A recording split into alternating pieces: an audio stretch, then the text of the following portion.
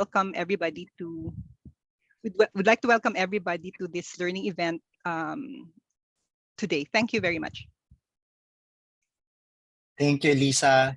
At this point, I'd like to acknowledge the participants who are joining us today. I can see we're all from different countries. So we have people from Nepal. I can see Bram who's calling from Netherlands, Cameron from Australia. And of course, the ASEAN countries are also very interested to learn about today's discussion.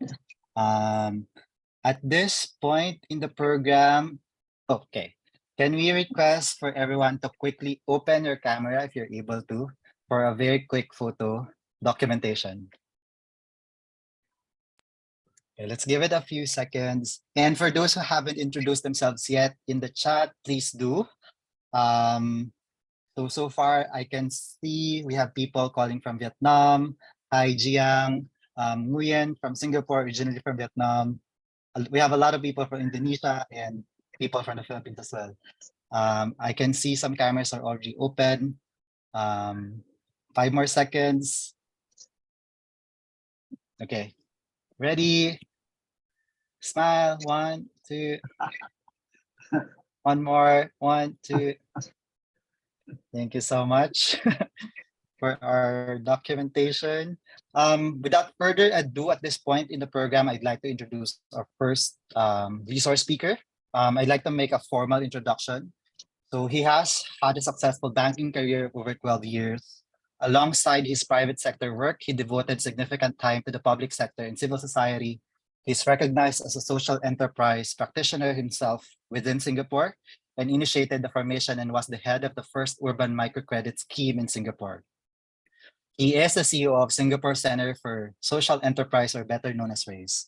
So RAISE was set up to raise awareness on social entrepreneurship and raise support for social enterprises in the country.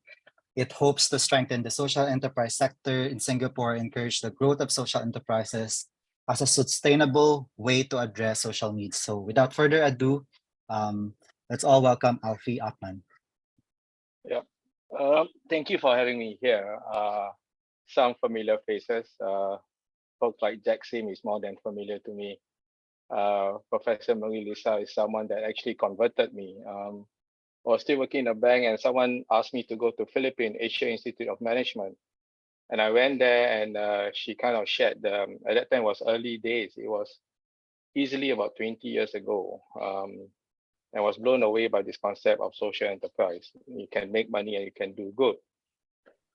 So fast forward to where we are now. I am the CEO of RAISE and what we do. Maybe can we have the slides, John? Okay, a second. Oh.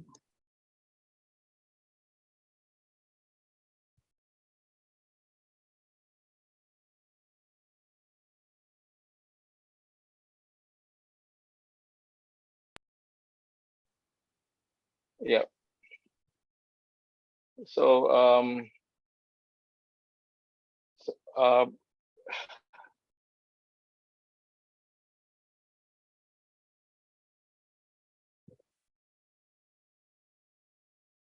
so this is how the journey started in 2015. It is important to note here that RAISE is actually a spin-off of a government department together with a community membership body of social enterprises, which is the SC Association.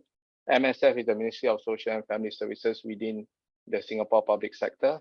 And Tote Board is actually, folks that actually accumulate the gambling revenue and actually kind of channel it back to the community. So all of us decide to get together, set up RAISE, typically funded by the public sector agency. But one unique aspect of this is my board is a private sector board, very private sector. I have chairman of Blackstone Asia Pacific as my chairman. I have also folks from the Government Investment Corporation, GIC in Singapore. I have folks from PwC. I have corporate lawyers and so forth. So we kind of run with a private sector flavor into things. So this is how we started the establishment of RAISE. I repeat myself, funded and supported by public sector agencies, but managed and run as a legal entity by itself by a group of private individual board members. Back then, our vision and mission was simple. It's just to promote social enterprises in Singapore. Next, John.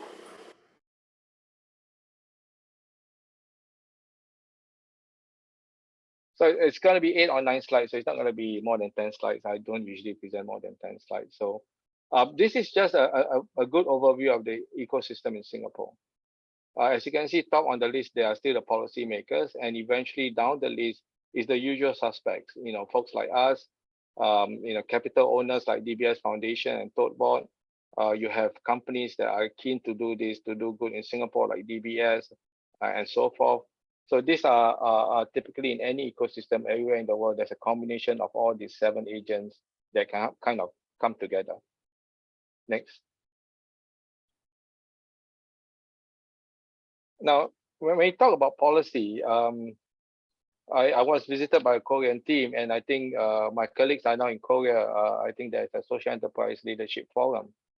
I also came back about a month ago from Brisbane, where there's a social enterprise world forum.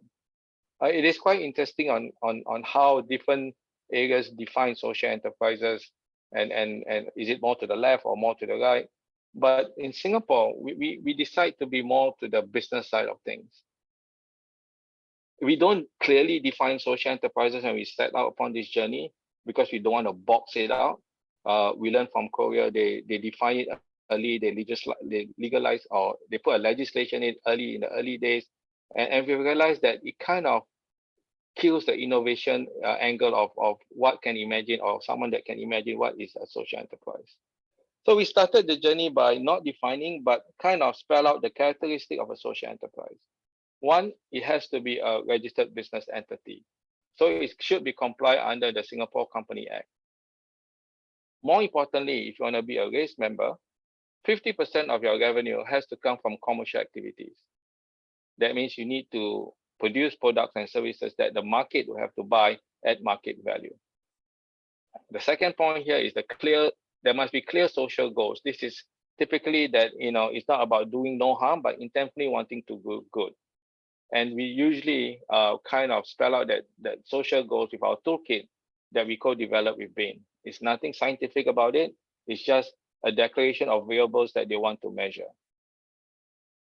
Now, why you want to do this is to see in the early days, again, when people want to define or classify themselves as social enterprise, how they want to measure, what are the things that they want to measure. So we want to get some sensing from the ground.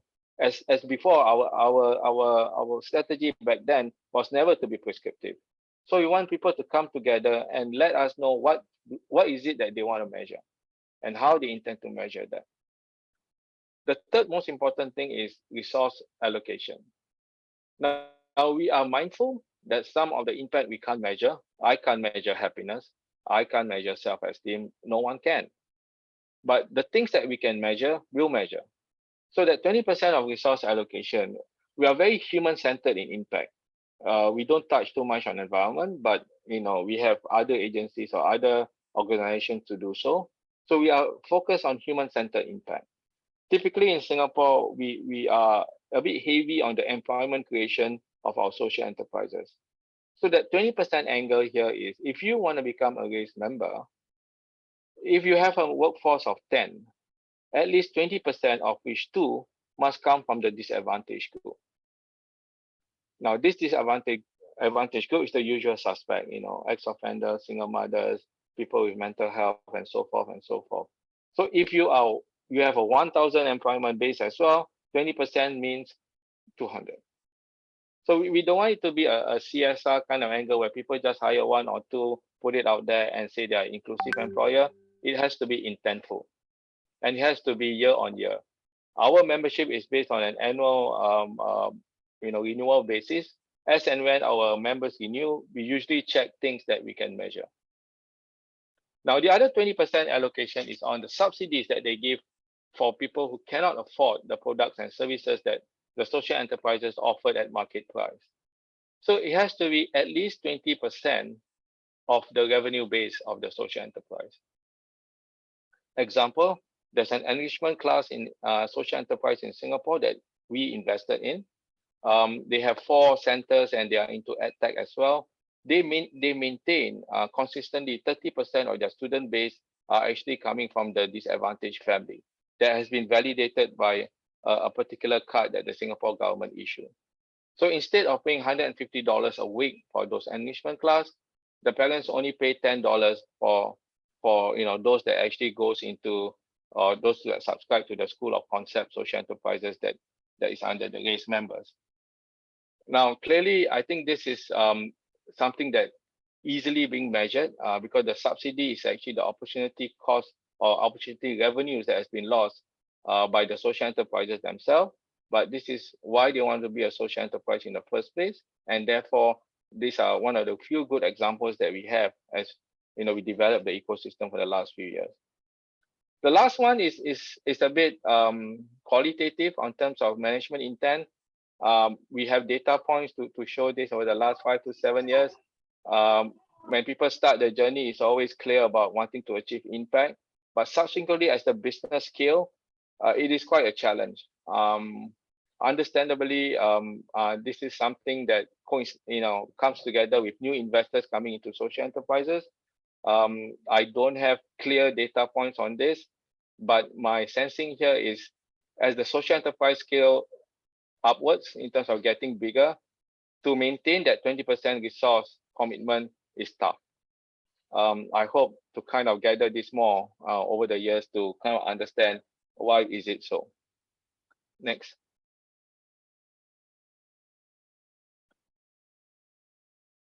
Now, this slide is to have a clear distinction between charities and more or less social enterprises and traditional businesses. Of course, this slide is a bit maybe it's about a few years old. We want to make a clear distinction between us and the charities and the NGOs. And I don't see that in other places, typically in UK and Australia, they kind of commingle. But in Singapore, we have a clear bold line that should not mix.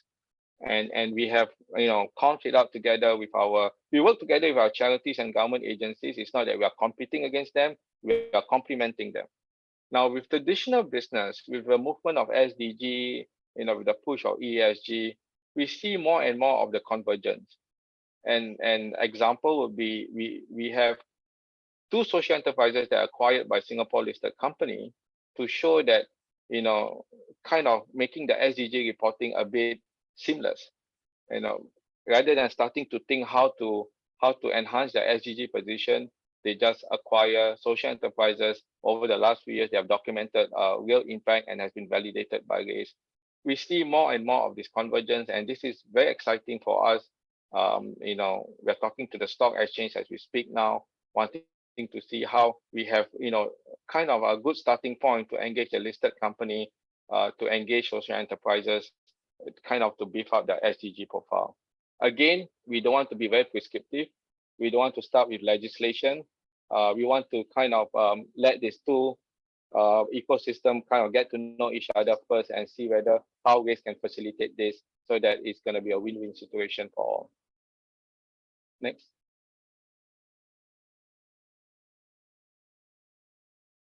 Now, this is what we do day to day. It's nothing new to most of us. But the key point here is we divided ourselves into 2 teams: ecosystem developer and venture builder. Venture builder is the one that is dealing with investing, funding, incubating, and accelerating, whereas ecosystem developer is more on building the community, getting the membership engagement, and so forth. The total team size in RACE is no more than 20. I intentionally keeping it small because the bigger it is, the bigger the headache will be in managing a team. Next. Now, the strategy of RACE the first 5 years is to look inwards and develop our social enterprise member, create awareness, give them capacity building tools, fund them, and invest in them. We've realized that if we keep on doing the same organically, the growth will be slower. So we decided in the next 5 years, we want to build ecosystem, a larger ecosystem of people that's outside the sector to help to develop the sector. From funders and investors, from businesses like SMEs that can coexist or hand in hand help our social enterprises, or I mean, there I might say be one, because we again see that the younger founders of SMEs are very open to kind of enhance their impact angle and therefore qualified to be a social enterprise member within RAISE. Next.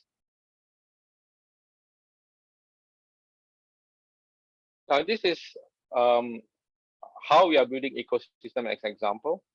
From the left side, starting with the first loss capital provider, with our funding levers that we have, both at the doing grants and investment, we are able to engage other capital owners like Quest Ventures. We set up our first social impact bond, which is $500,000, looking at impact people recovering from mental health. That was quite a pleasant surprise by us because we thought that raising capital is going to be tough. But our first social impact bond that we did, slightly above a year ago, it only took us 2 weeks to raise $500,000. Johnson & Johnson took 250,000, Sim Asia from Credit Suisse took 150, and AP Ventures took 100. So we are issuing the second one, but this time RAISE won't do it. We're gonna kind of do an open call, and hopefully others can do it. The reason why we're doing the first one is we want to understand the structure. We want to understand the ecosystem, whether is there a demand for this. And clearly, by doing the first one, we are quite confident that once we do a call and facilitate this, people will come, and therefore the ecosystem will come together nicely. Next. I think that's the end. I mean, I'm sure there's a Q&A, but I'm not sure whether we should go to Thailand and actually hear them out first. I think Dr. Puncha is presenting next. Thank you, Alfie. Actually, there was a request to already do the open forum immediately after, because I think we were waiting for another colleague from Thailand. But let's ask Dr. Punchai if it would be okay to proceed with the presentation or do the open forum now, because we're also ready to do the open forum now.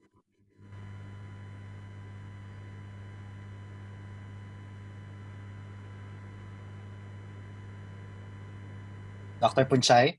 Yeah, I'm here. Possible I can. Okay. Oh, yeah. You are disable participant screen sharing, so you have to be put on Talapapon. Hi, Okay, everyone. already I'm made Dr. your Puncha post. from Thailand. Social enterprise. Yes. No, the other one, please. From the Talapapon about the social enterprise Thailand, and this is the second presentation. I have to apologize because Talapapon, who is the general manager of the Social Enterprise Association in Thailand, she is in another meeting. Okay, while our team is uploading the file, let's do a formal introduction as well for Dr. Punchai. So Dr. Punchai is the founder of the award-winning Social Health Enterprise, or SHE. His health innovation improves the quality of life of people with workplace stress while training and hiring ex-convict women and tribal youths. So she has service contracts with many corporates as a CSR in process innovation. Dr. Punchai and she have received many awards for their work throughout ASEAN. He was elected to be the vice chairman of Social Enterprise Thailand Association and sits on the National Committee of Social Enterprise. Dr. Punchai now works with the regulator of capital markets to turn CSR to impact investing following the Social Enterprise Promotion Act of Thailand.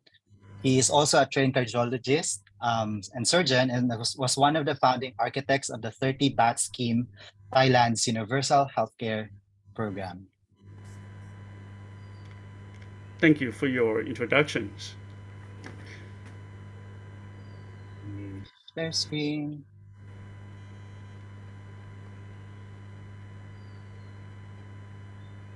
Yeah, this one is Right. the one from Tarla. Yeah. Yes, okay. In the full screen, please. Let me try to find it.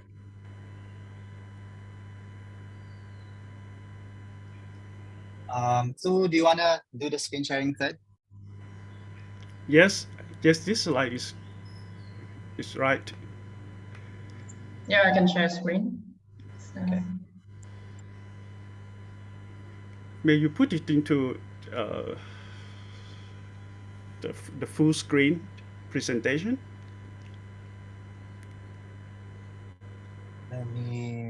Give me a second, trying to exit. Okay. Yes, thank you, everyone. On the right upper corner is a logo of the Social Enterprise Thailand. We are set up for about 5 years, and our work is on the 3C combined with connect the membership to the partnership and communicate the partnership and the membership to the knowledge sharing, and also hard work on the catalyze to the value creations for our members. On the other thing is that what we have done in the details. Next slide, please. Thailand have a long history of the social business or the social entrepreneur. On the second row, we have a non-profit organization later that implemented business activity to ensure financial sustainability, and that start since 1970s. So they have and now they are still very active. DRICOM is productions of agriculture belonging to the king property before, and the Roy Tung is belonging to Her Royal Highness Mother of the King Ramanai. And Cabbage and Condom is very famous for Mr. Mishai Viratwataya. He run this for since 1970s, and we also have a community enterprise at for the organic farming in the number one, and the number three is the government. Apaipu Bed is a hospital, but they are very keen in the herbal, Thai herbal. So they are spin out and set up the business on the Thai herbal. We also have many young social entrepreneurs that receive award worldwide, local allied social givers, and many ones. And also we have a corporate who spin off their corporate social responsibility to social entrepreneur, and they are doing well. And we have the other two. Next slide, please. This is what the pillars of a social enterprise ecosystem in Thailand. We are fighting since 2010 to have the first official promotion policy of the social entrepreneur. And the next year, they have a board and the office, the Thai Social Enterprise Office, was established. In that day, 103 social enterprises were registered. And during that time, from the 2010 to 2019, we successing to launch the Social Enterprise Promotion Act. And under this law, we have three entities that is essential mechanisms for the promotion of the social enterprise.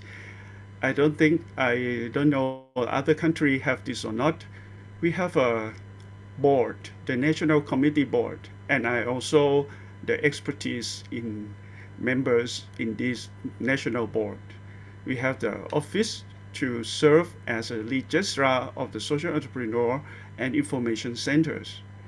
And this is the biggest issue that we fight.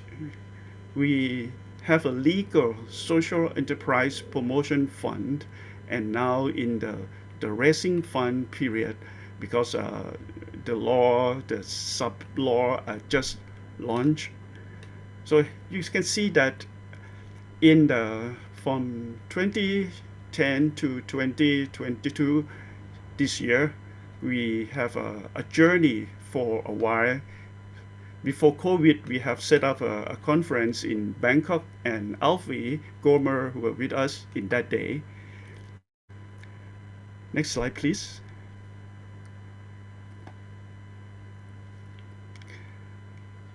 So Alfie said that you don't have a clear definition of the social enterprise in the first year, but you develop in the later. But for Thailand to get the benefit of to be social enterprise, you have to be locked in these things. You have to be the legal entities, have a social purpose, and if you are for profit social enterprise, the source of the revenue have to be more than 50% come from selling products or service. But if you are not sharing your profit, it's just like a NGO or the foundations. We don't care how much percentage of the revenue you come. We care that how many percent of the profit that you share back to the social and set up the social purpose.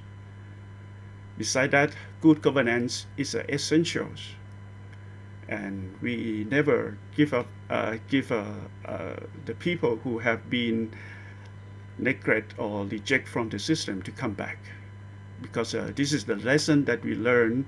If we have some policy support, probably they run for 3 years and then out, and then come back in to get the startup helping, like in the Korea that facing someday. Why the people are registered for the social enterprise? Because of the four benefit. They have the right to receive grant or loan from the social entrepreneur fund. You know, the social enterprise is hardly to access to the grant or loan to do the business. Besides that, no matter how the consumer power are up or down, the inflation or anything, we got this special preferred treatment in the government procurement. Generally, the government procurement, they need the bidding, meaning that we have the competitors. But if the government agencies, such as the municipality, want to buy food for the kindergarten, they can buy direct from the social enterprise, no matter how its price is. Don't compare to the other, but compare to what the social benefit get. And this is so every year when the government will issue the plan for the national budget, we seeking a way to stand a little foot, have a little step into the government procurement. But the best thing is that the tax benefit. By the Royal Decree on the Taxation Code, they are grant the social enterprise that do not share profit with shareholder and the investor to exempt. We don't have to pay tax. And this draw many investors because they know that when the donations or give us the money, all of the money will going to the social work, not going to the tax and back to the government. Beside that, to the stock exchange, the Security and Exchange Commissions allow us to raise funds from the public. And this is quite crucial because the ASEAN has agreement to have a regulation for the ASEAN Green Bond, the ASEAN Social Bond, and even the Sustainable Bond. One company, one social enterprise in Thailand, they are raising funds from the public, and they get around 20, oh no, it's a big money they can raise from the public, and the public become their shareholder. So this is a full benefit that make the social enterprise in Thailand can use these four things to overcome the challenge, find the opportunities, and have a way forward. The last slide. So what we will do is just to make the awareness of the social enterprise. In those days, the general people don't know much about the social enterprise, but 10 years that we working with the stock exchange of Thailand, most of the listed company are well understand what is the social entrepreneur and what is the ESG, and the part of the S in the ESG. They are looking at us and invite us to present for the social impact that they can do instead of the CSR.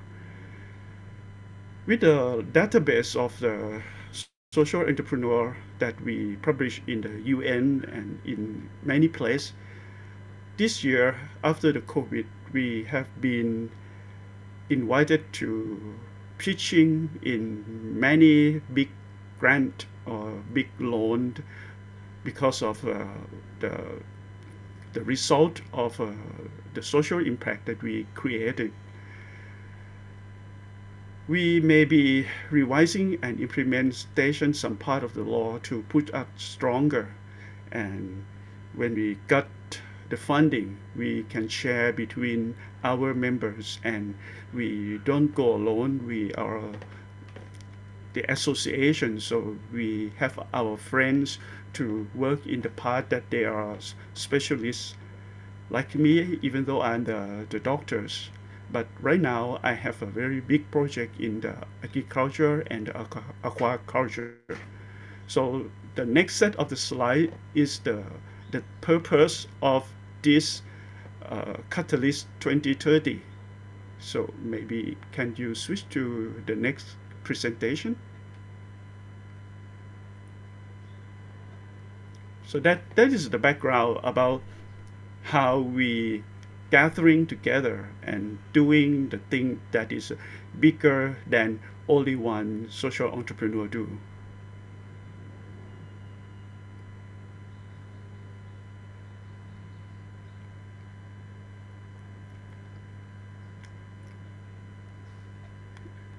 So you can see that I straight back to the first slide. Yes. This set of the slide is just the essence of the knowledge is to apply it. I will talk about to apply the policy that we have advocacies to our government, and what the challenge today and the opportunity we get from the policies, and how we pave the way forward to make the policies and the opportunity to the new SE or the existing SE to be bigger and have a more social impact. Next slide. Yes, this is what is the purpose of the Catalyst 2030s. We are responding to the global call to action for people and planet. In this year, we are witness a lot of typhoon, quake, heat wave, and all of these things is too big for one person to do, or it's just not just one nation to combat with the changing world, but we have to join together to change what is have been changed, change back to what we are comfort to be. Next slide.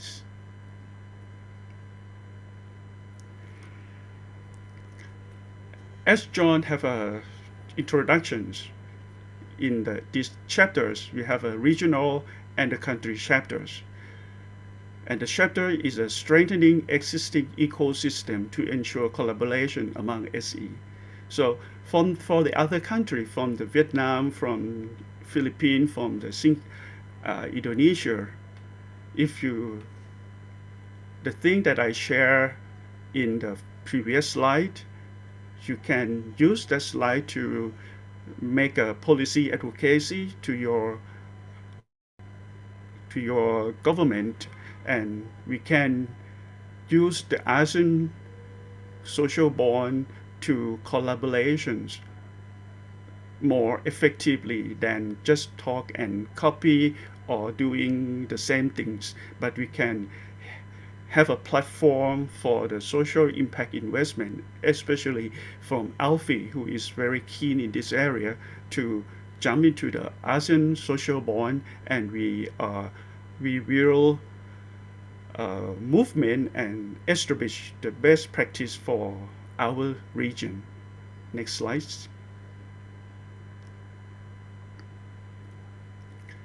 Yes, again, the collaborative action is Zoom is make us more easy to collaboration. Previously, if you have to fly to the meeting, set up the meeting, a lot of the budget have to be used. So I urge Gomer, you can, and the coordinator, we can collaborations, not in a big group like this, maybe in a smaller groups of the social entrepreneur, and probably with the private sectors or government agencies.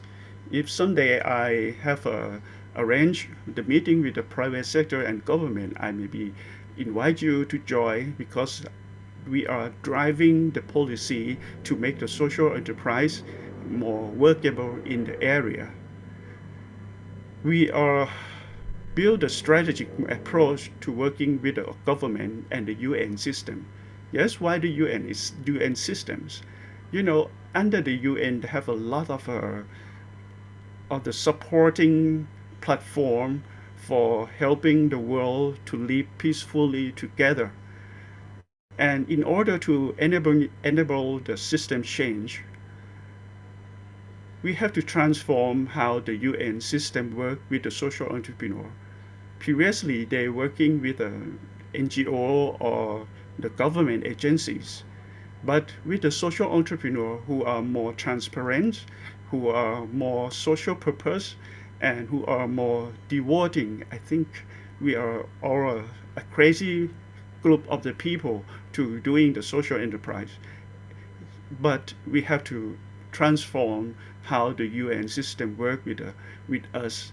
And through the Catalyst 2030, I wish that this message will be escalate up to the top of the UN and consider how we are using the policy driving in each country to do it. So I will show you what I have done in Thailand. Next slide, please.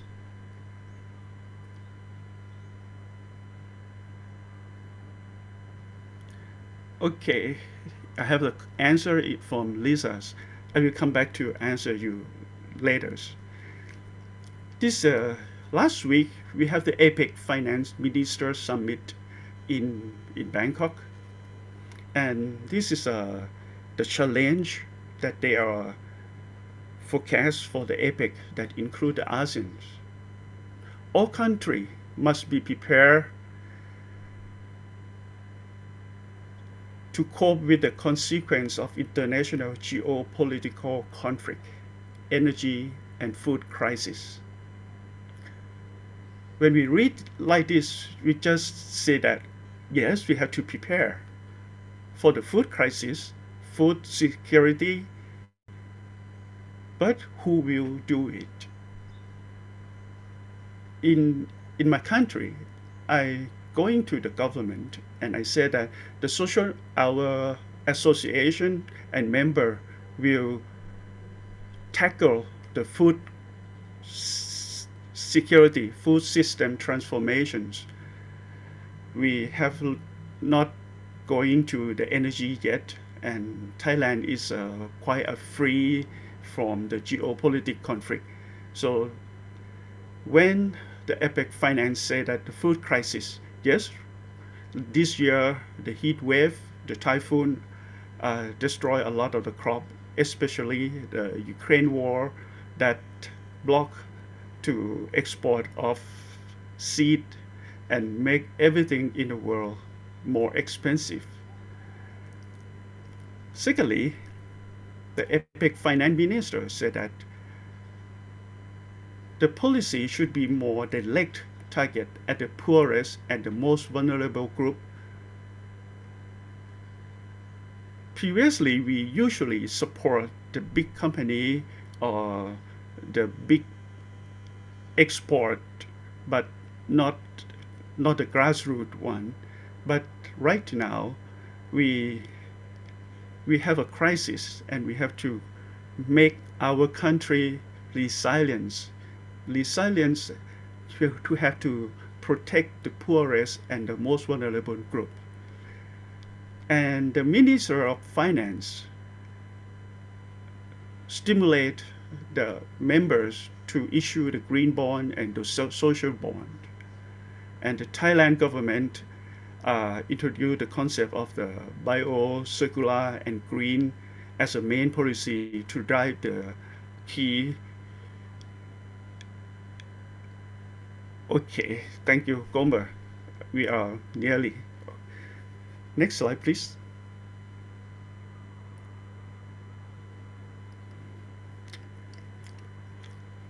This is the global economic crisis will last for another 3 years. So we, as a social enterprise, we have to live through this hard year for another 3 years. We need to make an opportunity by ourselves, not the other will help us. The next slide, please. And by our policy advocacy, it's Thailand 5-year plan aligned with our mission and visions of the Social Enterprise Associations. It driven to be innovation-based economy and to be the society of opportunity and fairness.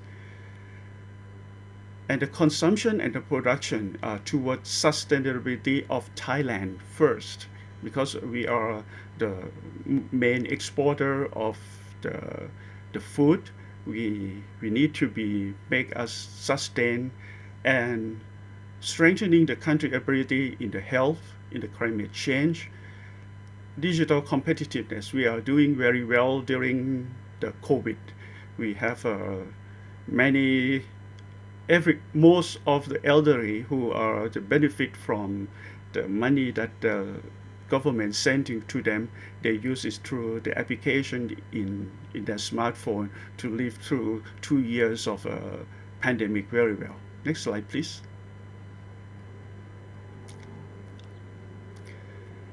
Okay, next slide, please. And this is the policies and the opportunity that Thailand in the next 5 years. Look at the blue numbers. Number one, this is the blue is that in the English is the area that the social entrepreneur play role with the government to doing the social business with the government, agriculture, tourism, medical and wellness service, highly competitive social enterprise, smart and green cities, to reduce the cross-generation poverty and social protections. We are training for high-performance manpower, and the last but is we are moving very fast and strong into the BCG area. Next slide, please.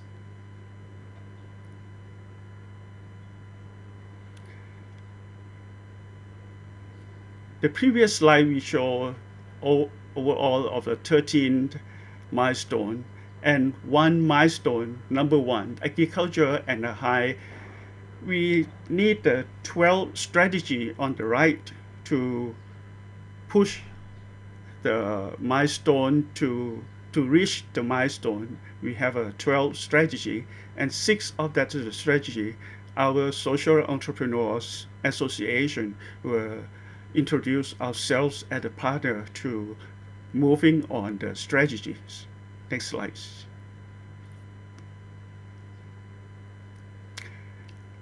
Again, the food security on the apex, they're also talking about the public and private partnerships. Previously, the private, we are looking at the big company, but right now in Thailand, the private for the government, they are looking at the social enterprise more and more to increase the productivity, minimize the food loss, and mitigate anything. So this is a 12-year accumulations of the policy advocacy. Next slide, please. Next slide, please.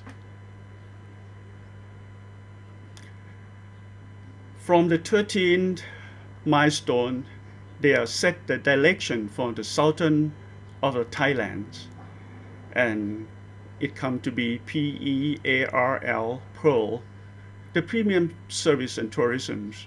Yes, the social enterprise are very keen in creativities, so we have 4 social enterprise who do the gastronomy into a luxury one, and 3 social enterprise are working on the long-term tourism. The organic agriculture, we have almost 10 or 12 of a big company in the social enterprise already do it. But because the land in the south have a vast land to use after the Thailand land reform, so we are gearing our power to align the national policy with our expertise. Next slide, please. Like these things. This is the land that illegally acquired. We are reform and seize it back, and the government will reform and give the 93 hectare to the 47 families with the house in the middle and the land for the agriculture. But it still have a vacancy space for the social enterprise to enjoy the land. And we have this land, a lot of land like this. The next slide, please. In the southern of Thailand, after we have adjust and survey on all the land, you see that in the Andaman side, on the Phuket side, we have a government land that's suitable for the social enterprise to work in the agriculture, in the tourism of the 160,000 hectare, and on the Thai Gulf from the Shumpon right down to the Narathiwat, to the border next to Malaysia. We have a 432 hectare to develop the new agriculture. So another 2 minutes, Gomer. Okay, next slide, please.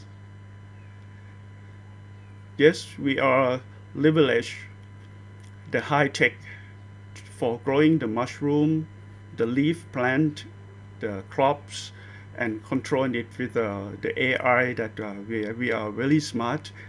Next slide. Besides growing plant, we also do the recirculation of our culture systems, and we can raise many different fish and shrimp, even combine the fish and shrimp in the same water. And these are moving very fast because the system were built and installed in just 3 days, like on the right upper hand. Next slide. And we will follow the Indonesia on the deep sea fishing farm. On the lower right, you can see that that is a Noru typhoon. When the wind is very gusting and blowing away a lot of things, We monitor the wind speed in the southern, in the Thai Gulf, and it's still suitable for putting the fishing net there. And also the wave is just below 1 meters. So we have a lot of the safe place to do the deep sea fishing farm. And this is for uh, food security in Thailand. Next slide. And the last thing to do is, if you can, we ASEAN country, we are free of the major disaster, not have a big fire, not the typhoon. If we can set up the blue zone as a sanctuary for the other people in every part of the world, we can be collaborations together. Last slide. So I am from the social health enterprise, and I can do a lot of things because I have many social partnership. They have give the social enterprise a high reputations. So we work it with the every sectors, and we can push it forward. Thank you for this is all of my presentations. Thank you so much, Dr. Punchai. I think that's a really fitting ending to a wonderful presentation to speak about the importance of cross-sector collaborations and partnerships. Thank you as well to Alfie and again, Dr. Punchai, for sharing your experiences in enabling the sector, the social enterprise sector in your respective countries. Just to circle back a little bit. So when we were planning for this session to happen, we were actually asking three things, right? So the first one is, what's the policy landscape? How does it look like in the countries, in the ASEAN nation states? What are the challenges, the wins, the programs, and the priorities? And I think Alfie and Dr. Punchai were able to highlight some of those, if not all. The second question was, what's the vision? Where do you want to take it forward, right? And then finally, how does the future look like for us in the ASEAN region, in the social impact, social economy space? So I think these are really key questions. I'm happy to see that we've been receiving a lot of questions already. Not to take away the time for our question and answer, I'll pass the hosting, the facilitating role to our colleague in Categories 2030, the ASEAN chapter subgroup co-chair for policy, Gomer Padong.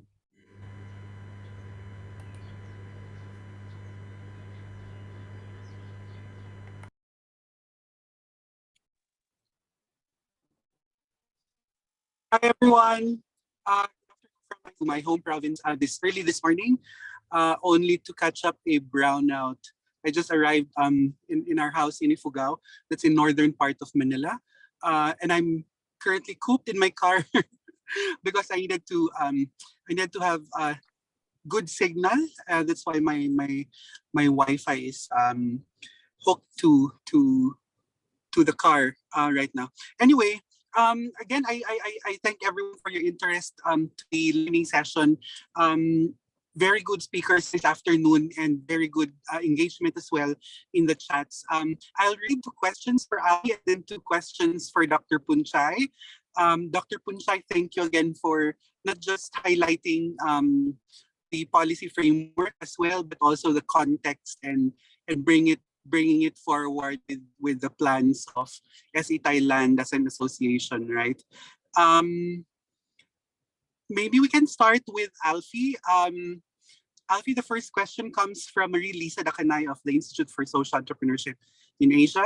The question is, does RACE, the Singapore Center for Social Entrepreneurship, have any program on that encourages and supports social enterprise development in countries in ASEAN, considering that social problems such as poverty are much worse in developing countries in the region? Another question comes from June Suhaila from Medak in Malaysia. How many social enterprises in Singapore, and what programs undertaken to encourage impact investment in social entrepreneurship? how does race encourage public or private procurement from social enterprises? Two questions for you, Alfie, but before you answer, I'll like to read two questions as well for Dr. Punchay to start the ball rolling. And I encourage everyone to please engage us in the chat box with your questions. John is also gathering questions from our live stream. So for Dr. Punchay, the first question is, in the government procurement, does this mean that the government is not legally required to take the cheapest available service? If so, are there guidelines for what SEs can charge for their products, services to government? And maybe I can add also another layer to the question, how much percent or how many percent of government procurement are currently procured now from social enterprises? And second question, Dr. Punchay, comes from Marie-Lisa Dacanay of ISEA. What are the issues and challenges you're facing in making more social enterprises register to avail of the benefits that the social enterprise law provides? Maybe we can start with those two questions. Over to you, Alfie, and Dr. Punchay next. Yeah. Thank you. Thank you, Comer. For the first questions about the government procurement, right now, we have generally almost every minister buying or use the service of the social enterprise, but more on the state enterprise because they want to do the CSR more, and they are look and they are witness that when they give a way for the social entrepreneur to do the CSR work for them, it is more effective and more sustainable. And this is introduction to the yearly or annual report to the government, and more the state enterprise and the government agency are seeking for the social enterprise in their area. And for the private sectors, like I said, that we have working with the social stock exchange of Thailand for about 10 years. And it starts since about in the era of the CSR, and now moving to the ESG, that is a strictly monitor from the stock exchange. So the company are feeling the same, that if they have to use their personnel to do the CSR work, is it is usually not sustainable. And the stock exchange promote them to sign up with the the social entrepreneur to do the social work for them. And for the organic farms that I propose to the government, right now, many big chains, food store are already signed to purchase from our social entrepreneur in the agriculture, because they trust that we got the land from the government that is a zero investment. So we are focusing on the quality of the product, and this is how we use the policies and the trust from the law that back up by the register, and the register give us the chance to penetrate into the area. Yes. I don't know if it's answer your question or not, but we do this, we use this, and people in the government and the private sector were happy to work with us. Okay. Um, Can I answer Punchay, mine? go ahead. Yeah. Okay. I will try to make an attempt to answer both questions at one time via the impact investment angle. Marie asked how can WACE kind of extend our services beyond Singapore into ASEAN, and to a certain extent, Jane also would ask how is the impact investment, how we are engaging in terms of impact investment as far as Singapore is concerned. Um, basically, Race has a membership of about 370 registered business entity with us. Collectively, as far as revenue is concerned, is about 250 million Sing. Again, based on our membership requirements and so forth. At any given steady state, we fund about 20% of our social enterprises. We have multiple funding levers. It can be as little as $50,000. We also maintain an investment portfolio where our investment ticket size is usually $500,000 Sing. It will come under the shape of equity, debt, convertible loan, or safe note. For the last 5 to 7 years, we learned a lot. We have a fair bit of write-off, but we have over the last few years, especially the last 2 to 3 years, we have quite a big success in terms of our portfolio making positive returns. We had, as I mentioned earlier, 2 being acquired by listed company. We have 2 being co-invested by a PE fund, and then we have 3 of our loans, which is about 2 million Sing, fully redeemed. So with this track record, we are able to see, or we are able to engage in impact investors in the shape of VC, PE funds, even family offices in Singapore, to tell them that this is working. We can actually invest in a business entity that would give you some form of financial returns, although it's going to be market minus. But we also have a way of documenting the impact. So hopefully next year, we've already submitted our application to MAS. We would have a fund based in Singapore in collaboration with a local VC, Quest Ventures, and we will raise capital. The fund size is about $30 million as a start, and it will be a Singapore-based fund engaging in ASEAN impact. So in that way, we are in a way helping or extending our funding beyond Singapore, not via Race as an entity, but Race will do in collaboration with a VC, a local VC in Singapore. So hopefully I can have some more good news to share first quarter or second quarter next year. So that is using impact investment as a way to kind of extend this beyond Singapore. So that hopefully will kind of answer your question both about the impact investment 1 and 2, how do we help beyond Singapore? Alfie, do you consider about the ASEAN social bond instead of just the impact investment? Well, we took a long look at the impact bonds. We look at the Australian model. We look at the UK model. Technically, a bond is a financial instrument that is heavily regulated in all countries because it is a tool. It's a financial tool. So how we circumvent that, although we are talking about bonds, actually how we kind of circumvent that regulation is we call it pay for success program. The moment you have the word bond, Kunchai, it means the governance cost of doing that will offset. That means you have to be a bigger pool of funds to make sense.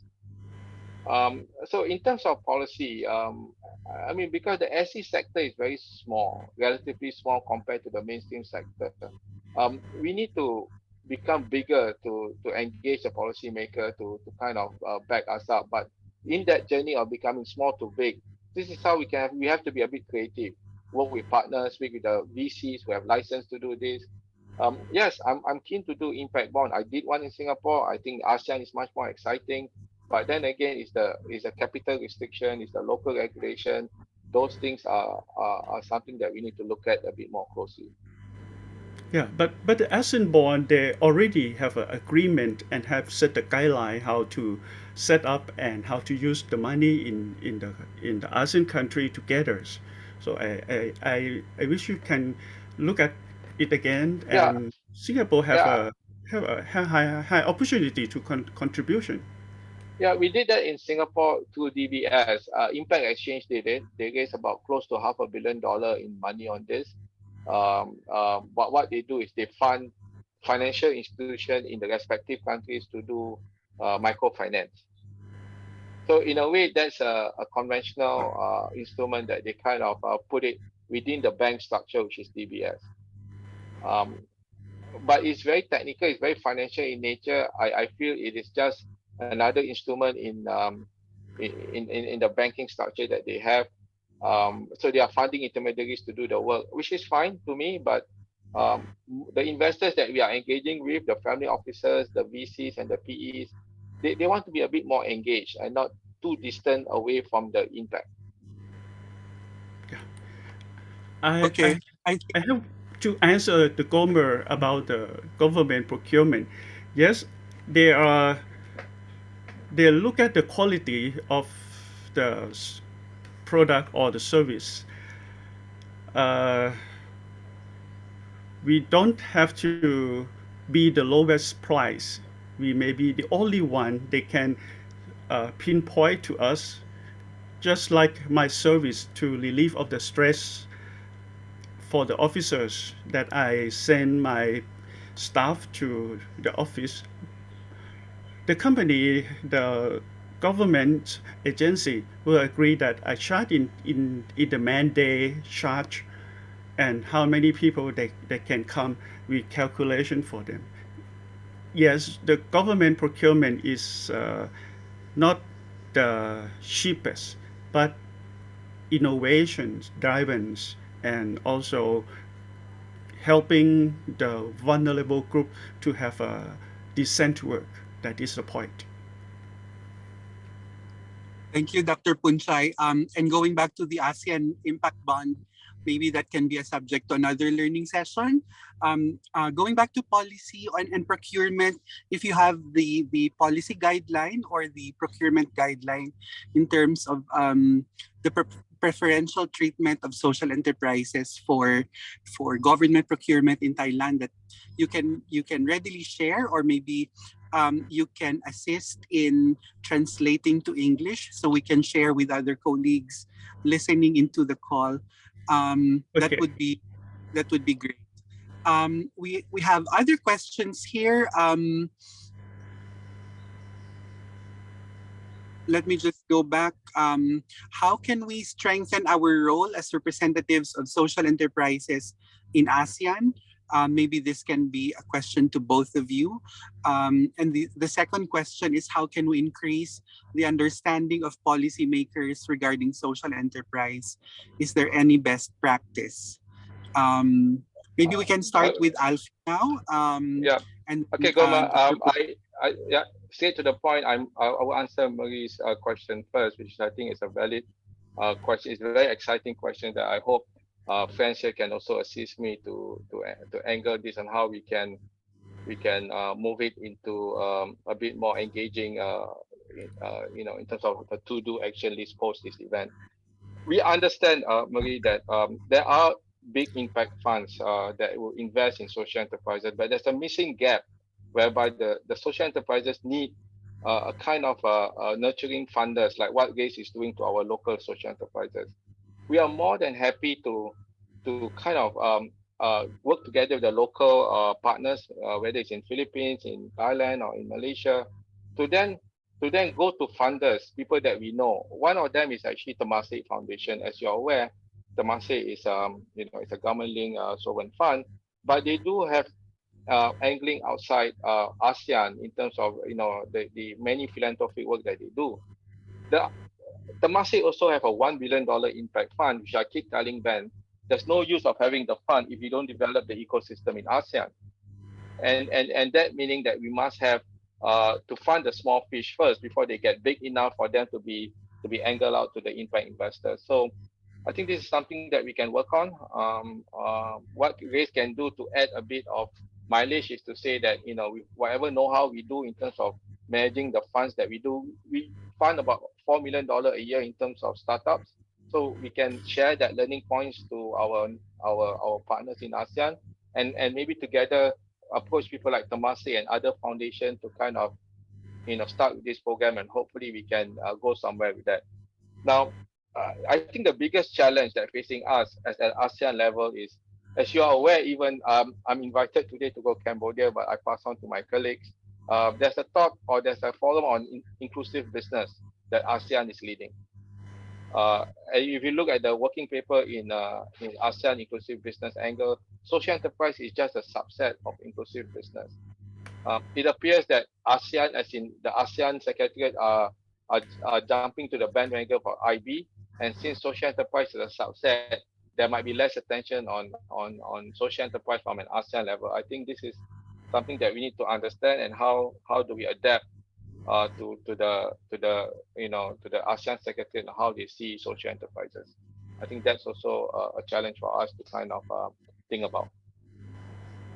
Yeah, for me, the Gomer, you're talking about how we are working together, collaborations at the theme of the Catalyst 2030s. I emphasize in my slides that one common concern for the world after the COVID is the wellness of the people. And food security is a corner very first things they consider to make their health better. The ASEAN country have a we are all agriculture country, but if you moving upward into the precision agricultures and help to be the the productions of the world because of more and more the climate change destroy the crops in the US, in the Europe, even drought in the China. In my opinions, I say that in Thailand we have a big fund we call the Heritage Fund, and its amount is 100 trillions or something like that, and they are now released to help to protect the social through the setup of the community network and also promoting of the social entrepreneur.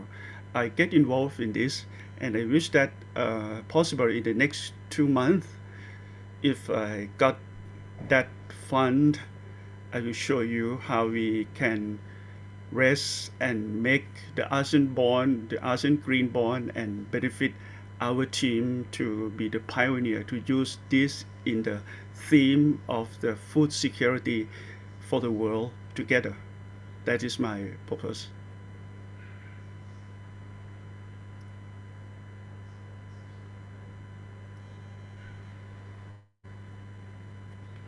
Yeah. I'm not sure if we still have Gomer in the call, but thanks for the response, Dr. Punchay. I think another question was very important as well. So how can we increase the understanding of policymakers regarding social enterprise? So a lot of them, they're not fully aware. We're very much aware because we're right in the sector, we're at the heart of it. But I think the question is how can we advocate social enterprise, social economy to people actually doing the legislations so that we could get more support, more resources for the Yeah. social entrepreneurs.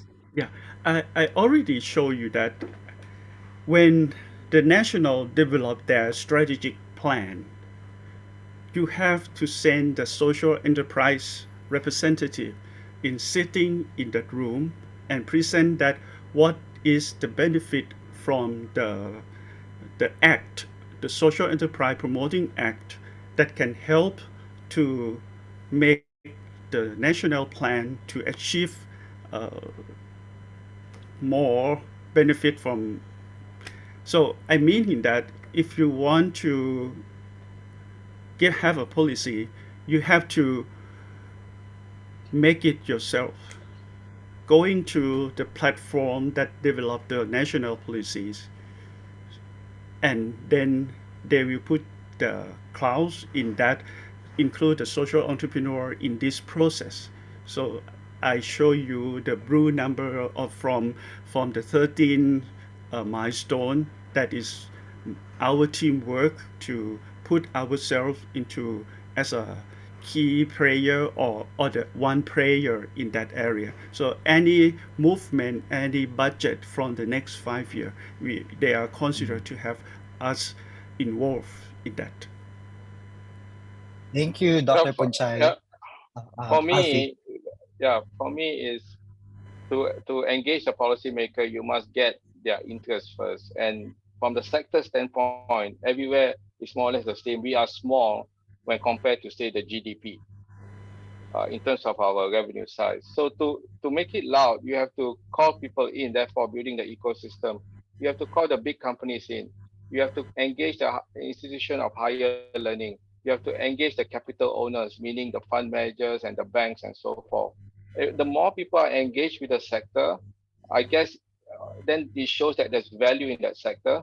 Only then, when you approach the policymaker, you stand a better chance for them to hear you out. So that was my strategy in terms of doing this. Don't just look inwards. You have to develop it. Go to the ecosystem. Make a big fuss out of it. Let everyone join the bandwagon. Yeah, Alfie, one thing. In the Social Enterprise Act, they are allow the company to have a tax deductions when they are support the social entrepreneur up to the 2% of net profit before tax. I want Puchai, to working I want to working with you that how can we convince the Singapore company that pay tax in Thailand, have a branch in Thailand and have to pay tax instead of a total tax to the government.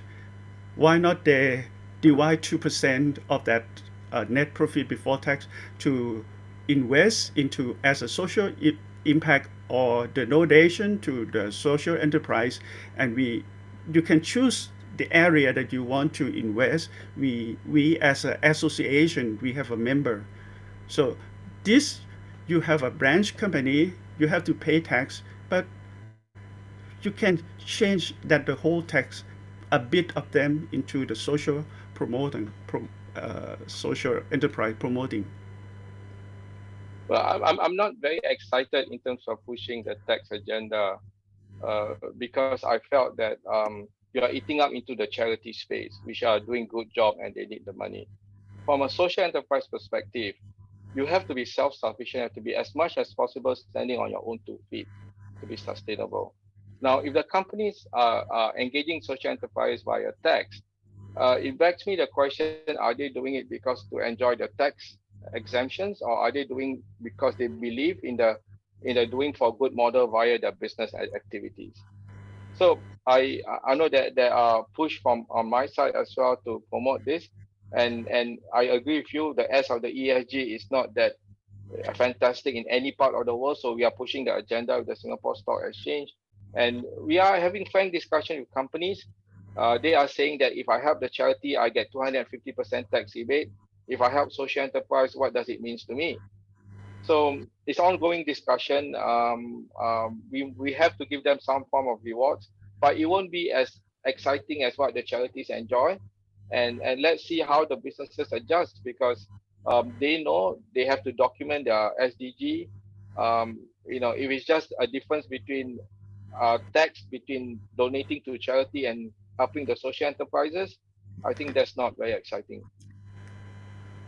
Yes, let us doing this. If we can create 2 or 3 sample of the companies, this will be led to a big wave in the next years, because this Yeah. they can include what they contribute to the social entrepreneur in the report to the stock exchange or even to the Dow Jones index, something The, like the, that. the, the challenge with S of the ESG is there's no global framework to measure. And therefore the governance to who is entitled for the benefit of doing so has been questioned, at least from our angle when we engage stock exchange. It's nothing personal. I think we need to come up with some form of palatable framework.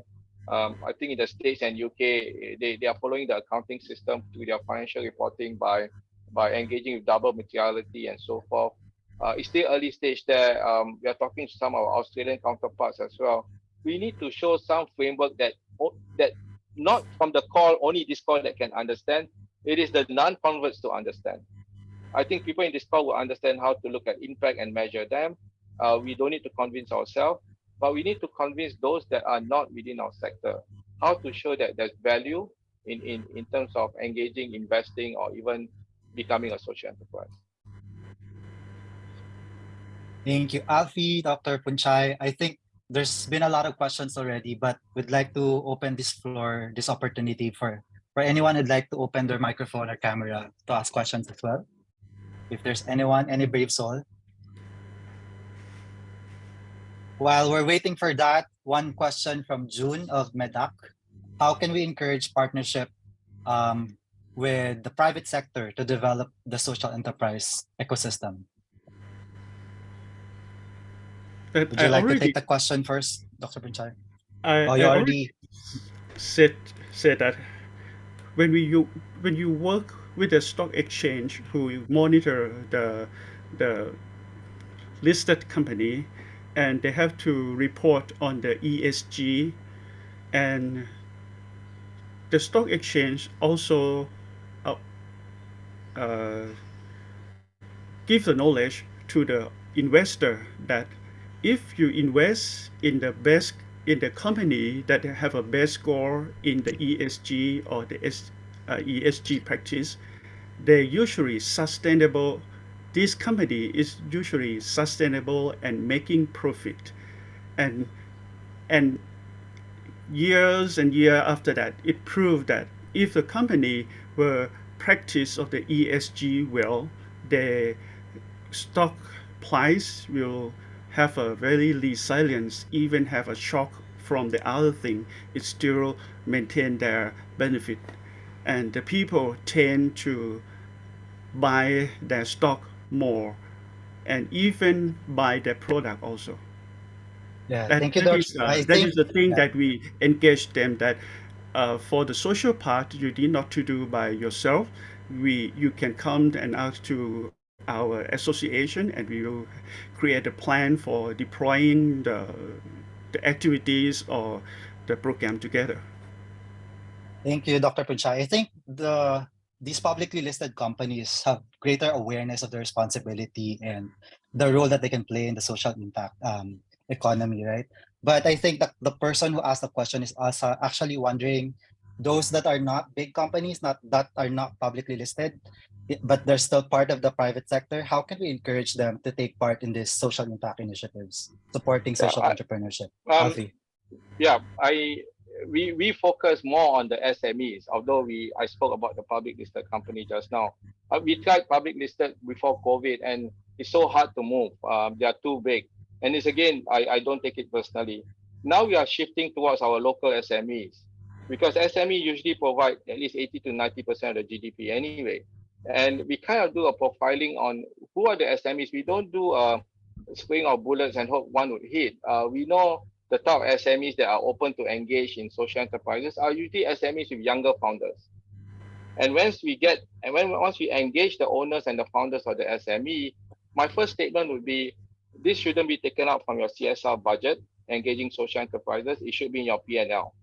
Either you adopt a business model, you invest in one, or acquire one. You have a ESG or SDG reporting that is part of your financial statements, and you don't have to hire a CSR department to do this. So over the last year or two, now that it's opening up, we are very how shall I say, very aggressive on engaging the SMEs. We have met the Singapore Business Federation, the local trade agencies. We'll change our approach, and we have data and we have a portfolio to show how this has been done. Thank you, Alfie. I think you raised a very important point there because as you know, right, MSMEs, they comprise really the majority of businesses, not only in the region especially, but in the Philippines, it's 99.6%. So Yeah. while we should be talking about publicly listed companies, we should also remember MSMEs are playing an important role as Yeah, well yeah, in this yeah. whole ecosystem. And they are more Thank you for that. flexible. Yeah, Yeah, they are more flexible and easier to convince. I should think. Yeah. yeah, Okay, exactly, especially with young social entrepreneurs. I have a Dr. question Panchai. from Lisa that uh, after the more than 100, this year we have a grow more about the 40 new social entrepreneur from the SME side because they are working with the local authorities, the government in the local authority, and the local authority want to use to buy their product, their service, and they come to us to register as a social entrepreneur to get the benefit of the social procurement, government procurement, and also they are uh, prefer once the grant, the social enterprise loan uh, uh, have, they will get the benefit to expand their business. We are 42 new social entrepreneurs this year that I at the board, national board were approved. Okay.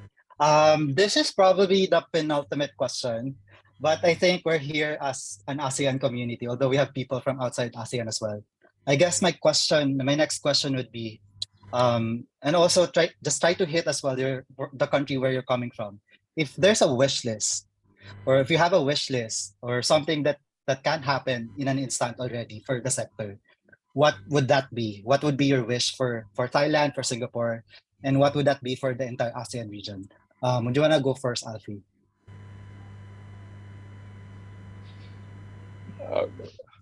The wish list has something to do with the social enterprise, not my own personal wish list. Right? So, I think Singapore is a very small market. It's a very small nation with limited areas to be impactful. My wish list here is to have some commonality of understanding on what we are trying to do, not just within our own Zoom circle or own usual suspect circles, but beyond that. And we have to take baby steps. I tried going to ASEAN in 2017 at Indonesia back then. It's tough. And now they have engaged IB as their route. So we have to be organic as a community, but we can't be that if there is no commonality within the community. I mean, some things are different in some areas, but things like definition or characteristic of a social enterprises, as much as possible, we have to be aligned. And then if one were to do impact investment, I know there's a lot of impact investment funds here in this part of the world. What is missing is actually the early stage impact investment. This is what Marie is hoping to do in terms of looking this from an ASEAN level. So for me, the wish list is just one, a commonality of expectation and understanding, and alignments of some key definition and terms of this beautiful entity we call social enterprise. Yeah, beautiful. Thank you, Alfie. Dr. Punchai. Yeah, my wish list is that after the COVID, individual and the company realize that the human resource is very valuable for them, and to help their workers, their staff to be healthier. I wish that the agriculture, aquaculture, the organic one, or the food that deliver to the company according to their health status will be the business that is resilient in our country. And when we have a more capacity, we will extend it to the other country, like Singapore. I think in the south to the Singapore is not far. If I can provide organic product to the government, that right now they are sending right to each apartment 2 times a week, something like that. This is my wish is that more when the people are concerned about health, they are looking to the product or the service that helping them achieve. And our social entrepreneur in our team in that circle, in that supply chain. That is my wish. Thank you, Dr. Punchai. I was just looking if we've missed any of the questions, but I think we've already asked all of them. But this is the last call for any more questions. If anyone would like to open, unmute your microphone, or if not, I'm going to be asking. Okay, I think someone was talking. Yeah, I think if Jack. we can carry on conversation rather than doing only once a while, right? So we could have dialogue whenever we got an idea, and then we could access each other. I think that would be very helpful, because formal meeting like this happen once a while, and there's no follow-up. Actually, the formal meeting is just a feel-good meeting. So try to see how we can uh, have a synopsis of what each other can offer and would like help on. And so if each one say what we are doing and then what we need, then I think it will be the next step of how to be an ecosystem in the ASEAN. Thank you, Jack. I think you just asked my final question. But yeah, I think the next question for us really is, we're all amazing advocates in our individual countries. We're trying to be to do good, to advocate for social economy, for social enterprise in our individual respective countries. But the question now is, as an ASEAN region, how can we collaborate for systems change? And what's next for us after this call? I think maybe that's a good question to end the conversation today. And if you have final message as well, feel free to also share them to the audience that are with us. Oh, by the way, I just saw Tarla Propon of SA Thailand. So just to recognize, because she's supposed to join us as well. But yeah, going back to our panelists, if you have final message and what do you think about what can we collaborate together in terms of system change in the ASEAN region? Dr. Punchai, please. For me, may you repeat the question again? I,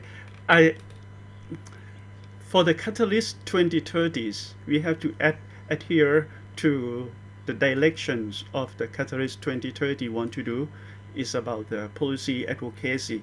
What the policies our ASEAN social enterprise are telling to the ASEAN committee to have a leverage the best practice that we are have a solution together, and then create the opportunities for the new social entrepreneur by the benefit, by the policies that drive the benefit through the small, medium enterprise.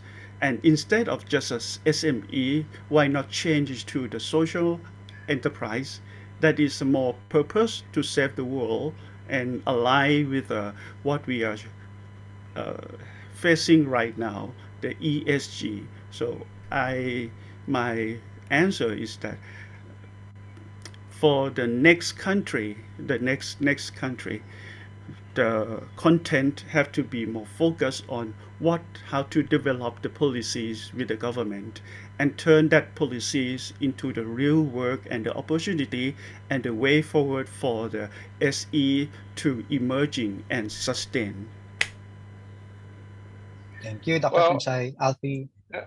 For me, I'm staying away from policy for the time being.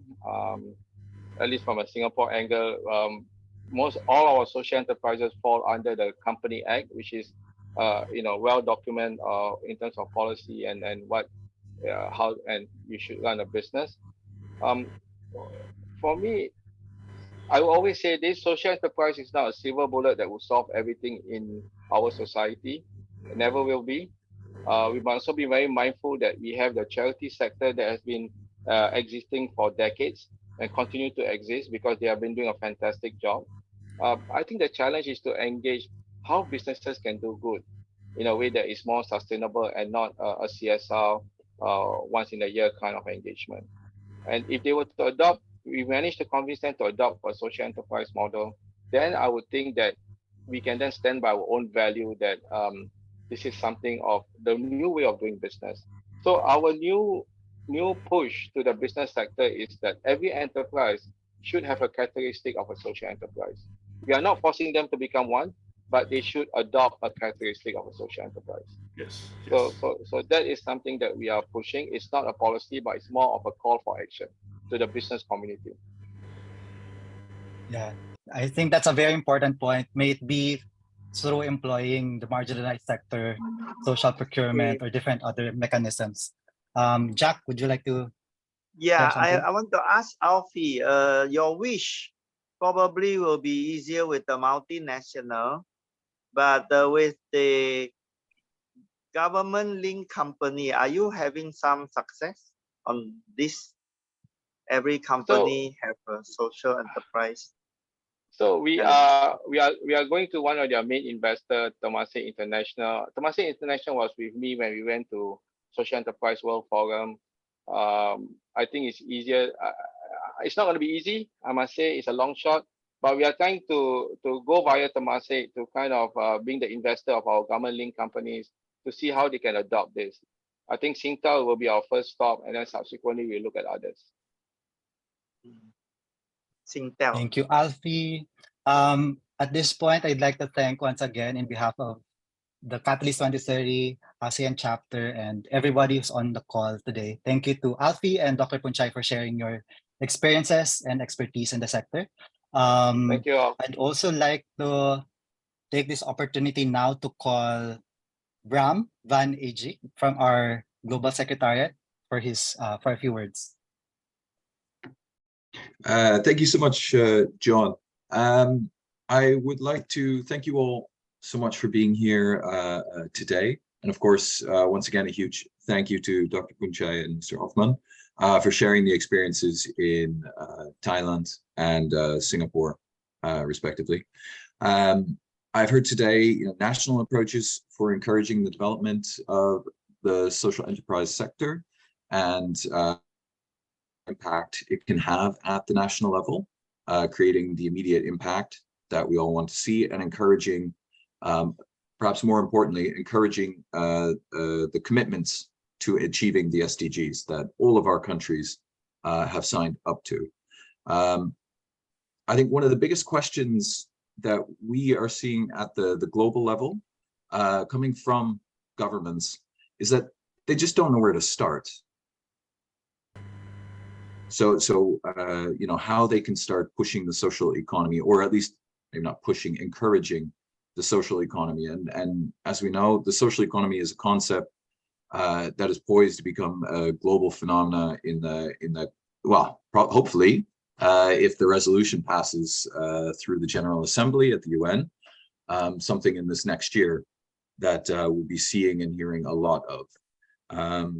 So, forums like these where we're sharing learnings and experiences are crucial in this.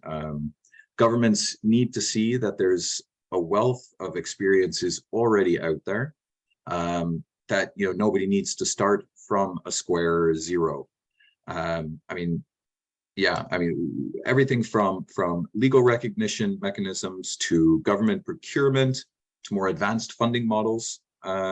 The experiences shared today are amazing steps that are being taken. So the examples that have been shared, I see these, obviously these are relevant across the ASEAN region, but also these also are transferable globally. There's no reason why we need to just think ASEAN here. If when we were speaking about when you were just asked about what is a wish, I would say that is my wish, that we can take these experiences and be able to share them across. So within the Global Secretariat, one of the things that we are hoping to do is to create a sort of a body of knowledge on this. It's obviously a massive undertaking, looking at what are global policies that are out there. So these things that have just been shared today. But this is something that we're going to try and take forward. Obviously, it will require a lot of work, but hopefully this is something we as the sort of a Global Secretariat can do as well. So thank you all once again for being here, and thank you again to our speakers. This has been wonderful and enlightening. So thank you. Back to you, John. Thank you, Bram. I think last few words, this is apparently a big conversation to be had, right? And we cannot have a 2-hour session on this. So hopefully this is like a spark, preliminary conversation, and we can have follows through discussions and pave the way for more collaborations and partnerships in the region. That would be amazing. And I think one thing that we can agree, Alfie and Dr. Punchai, you guys have your policy frameworks existing in Singapore, in Thailand, and the other ASEAN nation states don't have them. So your experiences are definitely going to be guiding light for the other countries hoping to also institute such policy, institutionalization, etc. So once again, in behalf of the organization and everyone in the call, thanks for everyone for joining. And the next session, just a couple of housekeeping, is going to be January 25. So please feel free to, don't miss it. It's going to be Malaysia and Vietnam's turn to share their experiences. And then the next one after that will be Philippines and Indonesia. So once again, thanks everyone for joining this conversation. And hopefully you got something to inspire, to continue inspiring you in your work that you're doing. Thank you. Thank you. Welcome. Anyone come to Thailand, you can ask the directions and I will guide you and bring you to see how we living and enjoy the social entrepreneur ecosystem in Thailand. Thank you, Dr. Puncha. I forgot to mention, we're going to be sharing the presentation of the speakers, the recording as well, to everybody who registered to the event. Thank you once again and have a great day.